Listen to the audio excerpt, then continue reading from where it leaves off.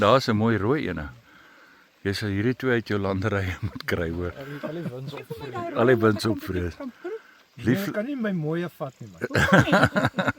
Dis nou ontbyttyd in die reën in die landery. nou ja, toe eet julle peppers, hoor. Eet hap. En 'n wortel. Een is omtrent 'n week. Eers kyk net daar, né? Daar's net nie 'n mark af voor nie. Om watter rede sou jy sê? Te Daai groot is vir die size huisvrou. Vir die huisvrouens om Okay. Hulle het geen behoefte vir hierdie. Maar binne 'n keer en niks huis. Daai is wat jy tipies in die winkel sal kry of wat oes gereed is. Daai is wat ons nou 'n week te laat geoes het. Dan word hy daai size. Die huisvrou wil nou 'n tipe van 'n beet hê wat nie te groot is nie. So as jy beet byvoorbeeld 10 tot 15 cm uitmekaar uitsit, gaan jy 'n geweldige groot beet kry. Maar hulle plant hom 5 centimeter uitmekaar uit, sodat hulle bo op mekaar kan groei, dat hulle nie te groot word nie. Die verskillende variëteite wat 'n ou kry.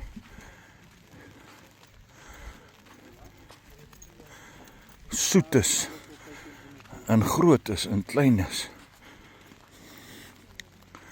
Hierdie kerels is natuurlik wat plekke soos All Gold. Dit is vir pasta, né? So met ander woorde, dit is nie vir eet in die koop in die groentewinkel nie, dis in die Spar en Pick n Pay.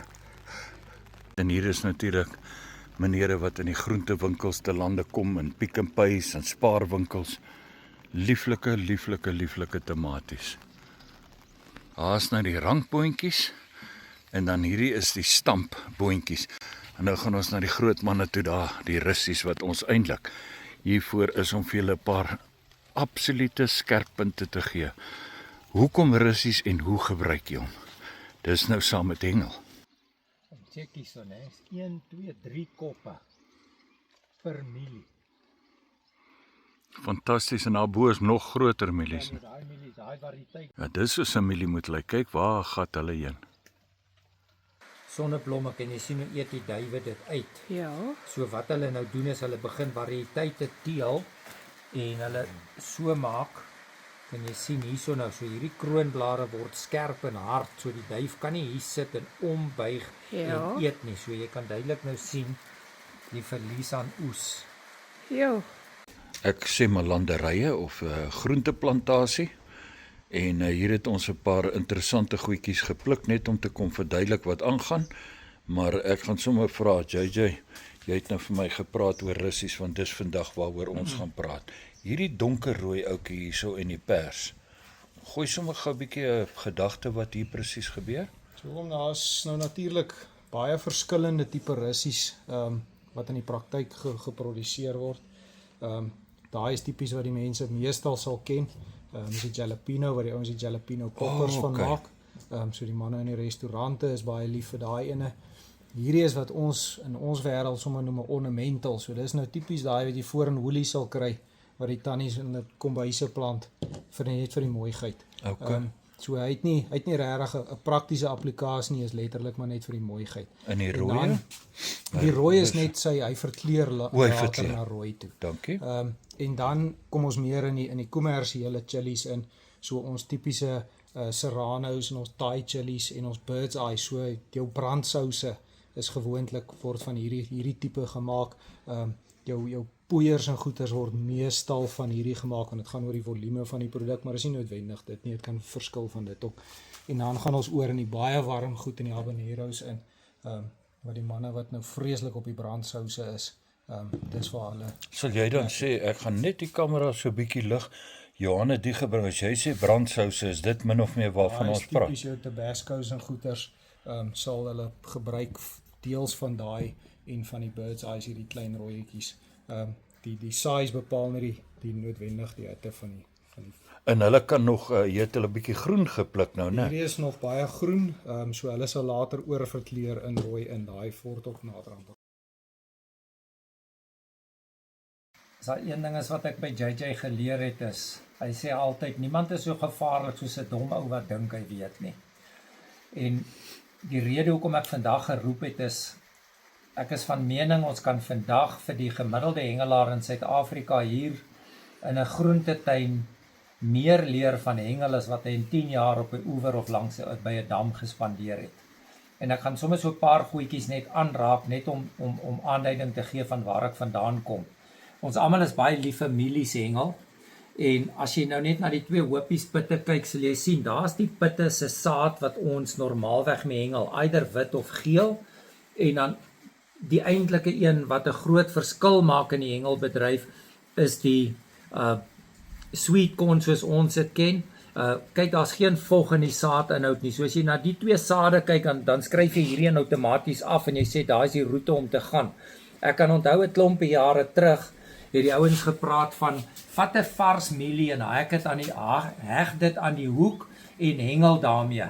En ek het soos in 0 sukses gehad nie. Die probleem was, ek het na die gewone mielie toe gegaan, en nou kan jy vandag sien wanneer jy die 2 met mekaar vergelyk. As jy pit van hierdie vat, is hy kliphard en heel waarskynlik onsmaaklik. Sou jy na die wit eetmielie toe gaan hy klaar beter wees.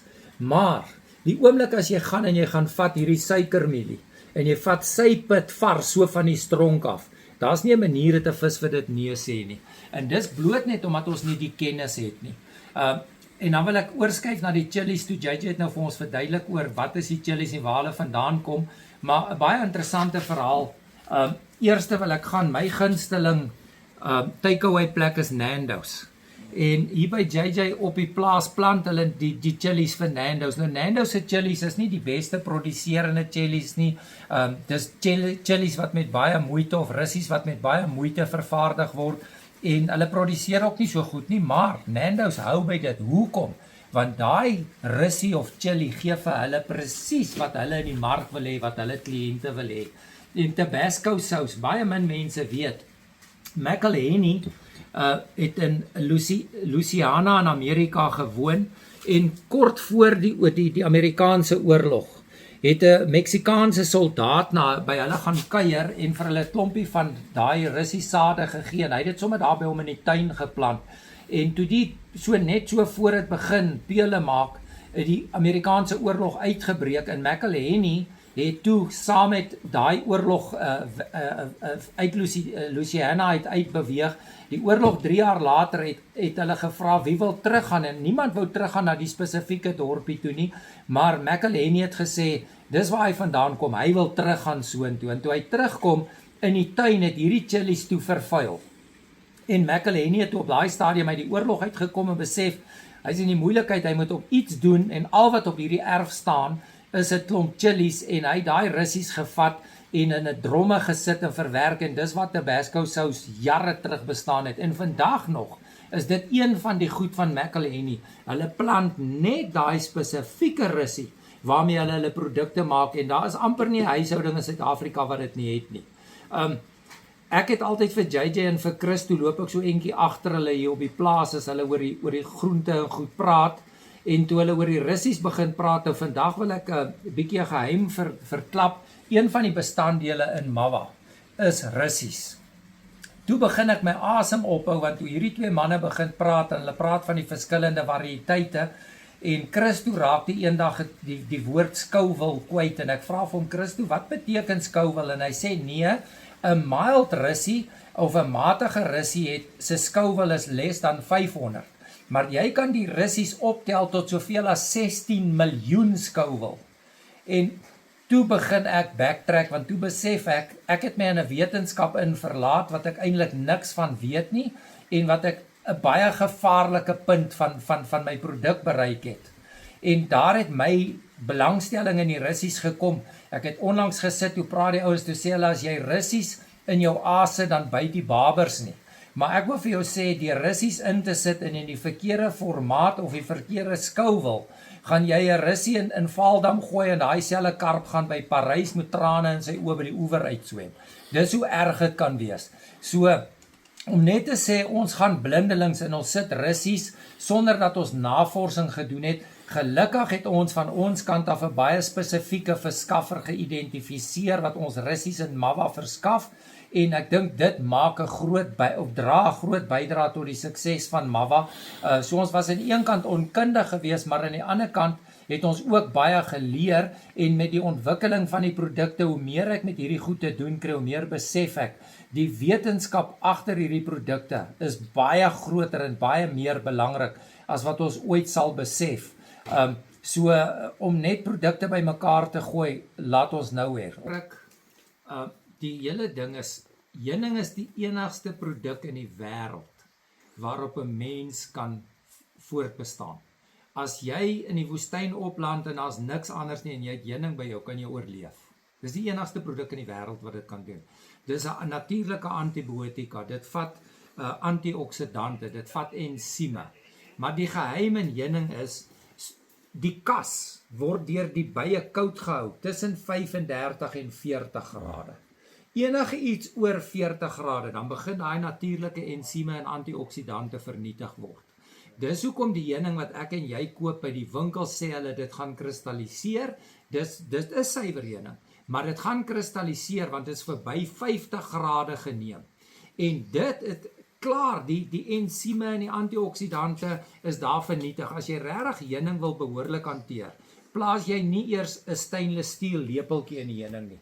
Jy werk met hout, en as jy gaan kyk na hierdie heuning, JJ hier op die plaas by hom uitgehaal, Ja, dis hoe natuurlike heuning dis lyk. wat ek onthou in die ou En ek weet, daar's baie hengelaars wat gaan koop by heuningverskaffers of by heuningplase, maar daai verwerkte heuning is verby daai 38 grade gevat, die natuurlike ensieme en antioksidante is vernietig, en bo 50 grade het daai heuning amper, jy kan maar net sowel suiker gebruik, het geen baat nie. Ek het onlangs gekyk waar iemand sê hoe lank hulle vir 24 uur lank heuning fermenteer en die vog uithaal voordat hulle produkte maak. Dit is totaal onkundig, want waarom sit ons heuning in? Juis want ons wil die produk se kwaliteit bevorder.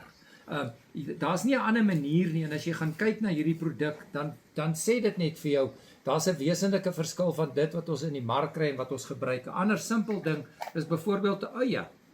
Ons het jare terug altyd water toe gegaan met 'n eie deegie. Nou, hoe maak jy eie deegie? Jy sny die eimiddel deur, jy sit 'n klompie suiker op die ei en môreoggend het daai ei die suiker opgetrek in die water en dan skep jy dit af en maak jy 'n deegie daarmee.